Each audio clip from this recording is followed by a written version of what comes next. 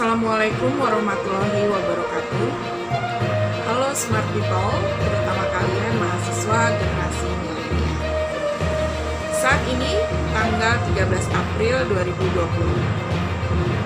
adalah hari keempat diberlakukannya PSBB atau pembatasan sosial berskala besar.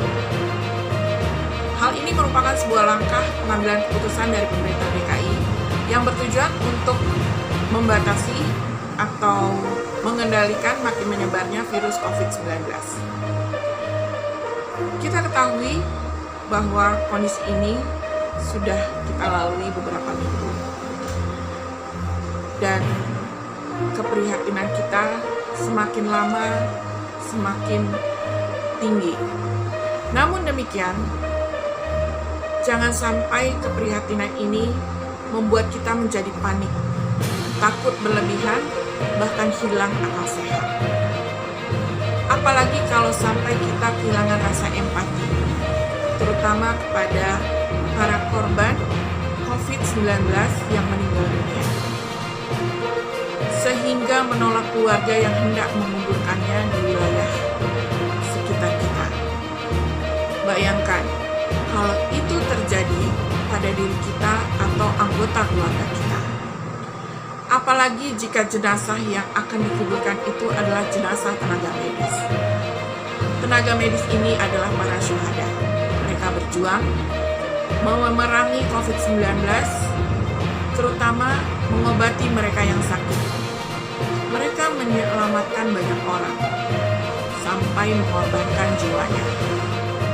Mereka layak diperlakukan dengan hormat. Kalian generasi milenial, kalian kaum muda yang terdidik, beri edukasi kepada lingkungan agar lebih tenang, tetap mampu berpikir sehat, dan mampu memiliki rasa empati terhadap orang lain. Itu menjadi tugas kalian. Baiklah, berikut ini adalah suara milenial tentang COVID-19. Wassalamualaikum warahmatullahi wabarakatuh. Bagaimana kebijaksanaan adanya lockdown? Menurut saya adanya lockdown itu bagus agar kita mengurangi tekanan virus corona ini dan lebih mempermudah hilangnya virus ini. Tapi kebanyakan orang-orang yang dirugikan juga karena tidak semua orang bisa mengerjakan pekerjaannya di dalam rumah masing-masing. Tapi jika di Indonesia diadakan lockdown sementara itu agar Indonesia dapat kembali pulih seperti biasanya dan tidak bertambah korban dalam virus corona ini. Jadi pendapat saya, jika tetap ingin mengadakan lockdown di Indonesia, masyarakat pun dipermudah dalam kebutuhan pokoknya. Kita hari ini membahas tentang bagaimana caranya untuk tidak tertular oleh virus corona. Jadi kalian bisa melakukan kegiatan-kegiatan olahraga kecil di rumah seperti main skipping atau berjemur, itu bisa mendapatkan vitamin D. Lalu kita bisa memakan makanan yang sehat untuk tidak terganggu kesehatan kita. Lalu kemudian kita bisa tidak melakukan kegiatan-kegiatan di luar rumah yang tidak begitu penting, karena untuk saat ini kita tidak diizinkan untuk keluar rumah, apalagi berada di kerumunan masyarakat. Tidak luput dari vitamin-vitamin. Tubuh kita juga membutuhkan imun yang cukup untuk mencegah dari virus corona ini. Jadi gitu teman-teman, kita harus mementingkan kesehatan tubuh kita. Yang terakhir, hampir saya lupa, yaitu tidak diperkenankan untuk melakukan aktivitas tanpa menggunakan masker. Jadi apapun itu alasannya, kita harus menggunakan masker, rajin cuci tangan, menjaga kebersihan sebersih mungkin. Jadi itu tips dari saya untuk tidak terkena dari virus corona, teman-teman. Oke, terima kasih. Untuk mengurangi terinfeksinya COVID-19 kepada masyarakat dan juga menurunnya polusi udara mempengaruhi perekonomian Indonesia atau krisis ekonomi dan mempengaruhi juga mobilitas para pekerja, sehingga banyak para pekerja yang dirumahkan. Dan juga PSBB menurut saya masih belum terlaksana dengan baik. Mendingan aparat keamanan negara perlu melakukan sweeping lebih ketat di tempat-tempat yang ramai dikunjungi orang lain, seperti kafe atau yang lainnya yang ramai dikunjungi oleh orang lain. Terus diberlakukan sanksi bagi yang melanggar, tapi ya boleh aja keluar kalau ada keperluan yang penting, tapi harus pakai APD seperti masker dan lainnya yang bukan peralat medis yang lebih dibutuhkan tenaga medis di rumah sakit, dan harus menjaga kesehatan dengan baik. Kalau lockdown takutnya kayak terjadi di India pada demo. Bagaimana cara melakukan lockdown? Mengingat lockdown bukanlah suatu hal yang sepele untuk dilakukan pemerintah, maka ada beberapa hal yang harus disiapkan sebelum melakukan lockdown, yaitu dengan mempersiapkan kebutuhan pokok masyarakat. Hal ini diimbangi dengan komunikasi kepada masyarakat agar dapat menekan sentimen negatif seperti panic buying, serta masyarakat yang tergolong berpendapatan rendah yang mengandalkan upah sehari-hari mereka sebagai pemenuh kebutuhan keseharian perlu dibantu dengan bantuan sosial, karena lockdown itu sendiri dapat menghentikan pendapatan mereka, sehingga bansos akan sangat membantu mereka.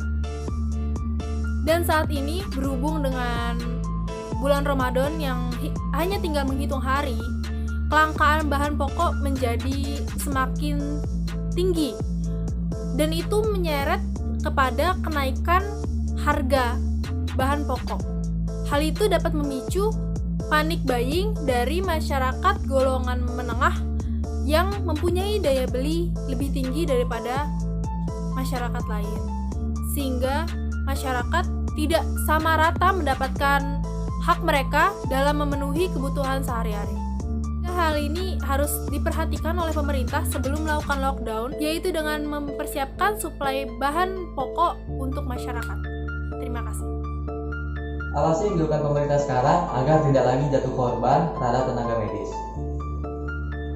Yang pertama yaitu pemberian APD atau alat pelindung diri yang lebih banyak terhadap tenaga medis. Yang kedua yaitu pemberian multivitamin untuk tenaga medis agar kesehatannya terjaga. Yang ketiga, pemberian reward fasilitas seperti hotel untuk tenaga medis beristirahat. Yang keempat, masa kerja berkala, yaitu dengan pemberian masa kerja dalam 1 hari kerja dibagi 3 shift atau 4 shift. Yang kelima, kebutuhan keluarga para medis ini terpenuhi, seperti kebutuhan pokok ataupun lainnya. Oke, itu jawaban dari saya. Terima kasih.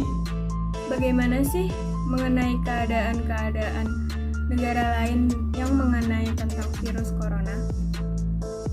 Di Argentina telah menetapkan lockdown. Warga diizinkan keluar rumah jika berkepentingan saja. Sedangkan di Australia, pemerintah tidak lagi mengizinkan penduduk non-Australia masuk ke negara mereka. Sementara di Kolombia, presiden akan menutup perbatasan antara Venezuela dengan negaranya. Di Mesir, pemerintah telah menangguhkan semua keluar masuk dari bandara selama 2 minggu ke depan. Sementara di Jerman, warga tidak diizinkan berpergian menggunai pesawat dan kapal dari Australia, Spanyol, Italia, dan Swiss. Sedangkan di Hong Kong, pelancong yang datang dari luar negeri harus dikarantina selama 14 hari di rumah masing-masing. Di Hungaria, warga negara Iran selain awak pesawat tidak diizinkan masuk ke negara mereka. Sedangkan di Indonesia, penumpang dan awak pesawat yang datang dari luar negeri dalam 14 hari terakhir tidak boleh masuk ke Indonesia. Itulah beberapa situasi dari beberapa negara yang terjangkit virus corona atau disebut juga virus COVID-19. Sekian, terima kasih. Bagaimana dukungan pemerintah dan juga masyarakat dalam memberi dukungan terhadap tenaga medis untuk melawan virus corona ini? Pemerintah Pemprov DKI Jakarta, Bapak Anies Baswedan, telah memberitahukan bahwa akan ada fasilitas penginapan bagi para tenaga medis, dan kebijakan ini disampaikan pada hari Kamis tanggal 26 Maret 2020. Dan juga Menteri BUMN Bapak Erick Thohir juga menyampaikan akan memberikan asuransi perlindungan bagi para tenaga kesehatan yang telah berjuang untuk memberikan yang terbaik.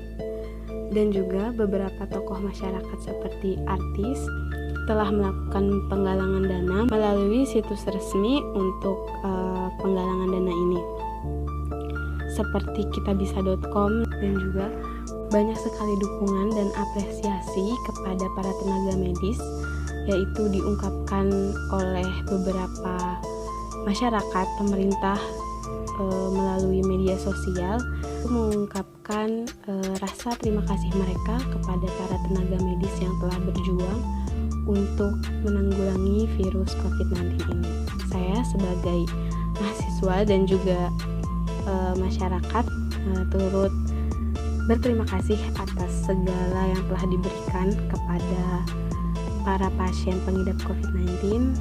Semoga virus ini semakin reda dan kita masyarakat bisa melakukan aktivitas sebagaimana mestinya kembali.